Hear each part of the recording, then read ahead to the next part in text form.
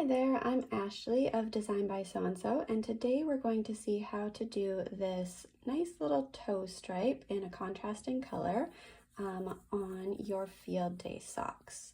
So as you can see, it's just a little stripe made with pearl bumps on the top of your foot. It does not continue onto the bottom, and it just adds a nice little pop of color and texture. I'll show you a few other sock samples where I have done this, and I just really enjoy it. I feel like it adds a lot of interest and fun. It also helps for you to identify the top of your sock and the bottom when you're knitting it toe up so that you know what side to then make the heel on. So the field day socks are knit toe up. We have our little toe box here. The increases are all done, and so we're ready to just put in that contrasting color stripe. So to start with, we're going to leave the main color yarn. We're not going to break it, just leave it hanging out there. And we're going to introduce our contrasting color yarn. So whatever little bit of yarn that you have that is a fun contrasting color, you can use. So on the top needle, we're just going to knit across. So introduce that contrasting color, and now knit all of those stitches on the top needle.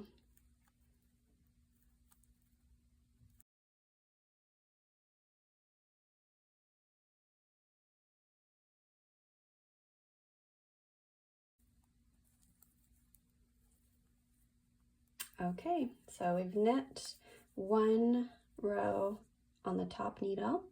Now we're going to turn our work so that the wrong side is facing us, and we are going to knit back. We're going to knit back across these stitches. Knitting on the wrong side will give us that pearl bump on the right side. If you prefer to not have that texture, you could just purl across on the wrong side, but I like the little extra pearl bumps that it creates. So we're just going to knit across on the wrong side.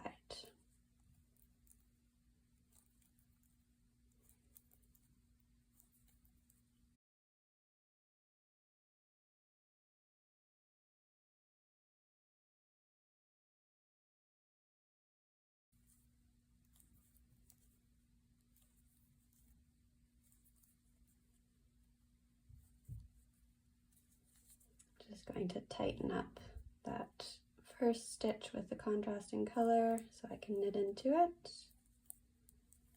Tighten it up again, and now I'm going to turn our work back to the right side.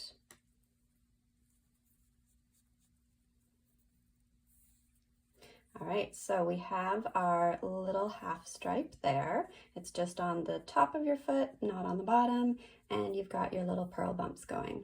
So we're done with that contrast color. We're just going to break that yarn.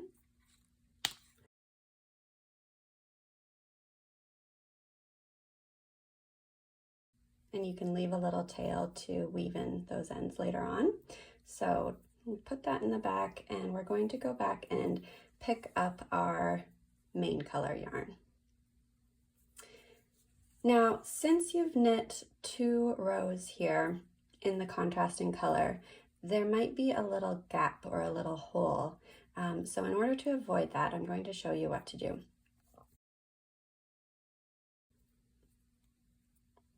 So before knitting across our top needle, I like to pick up a leg from the main color stitch just beneath this contrast color. So if you locate the main color just below, pick up one leg right there and place it on your left-hand needle.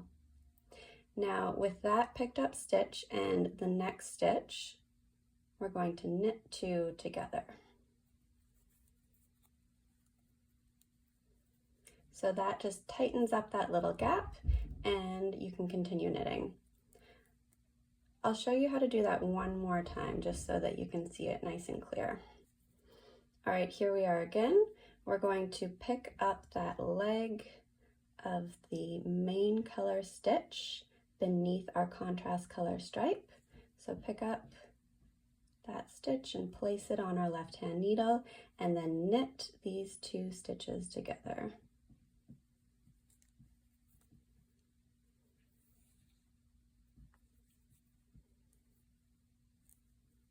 And now knit across the top needle.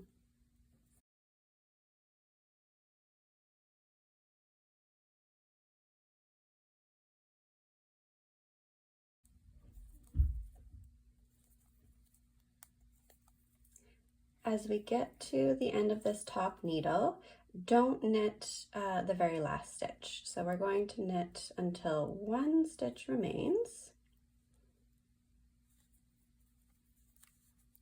And now we're going to do the same thing and pick up a leg from one of those stitches beneath.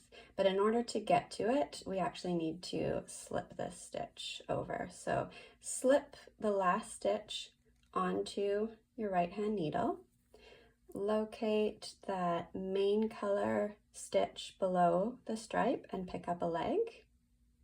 And slip that stitch from the contrasting color back over onto your left hand needle. Then we're going to slip, slip, knit, or SSK, those 2 stitches together. So slip, whoops, I lost it, slip, and knit. I'll undo that so that you can see it again. Okay, so you have 1 stitch remaining. Let's slip that over onto our right hand needle, locate the main color stitch below and pick up a leg, slip that contrast stitch back over onto your left hand needle, and now we SSK. So slip, slip, knit. And there you have it. So that's going to close up any gap on each side, and now we can continue working in the round in our main color. And in the end, it's going to look like this.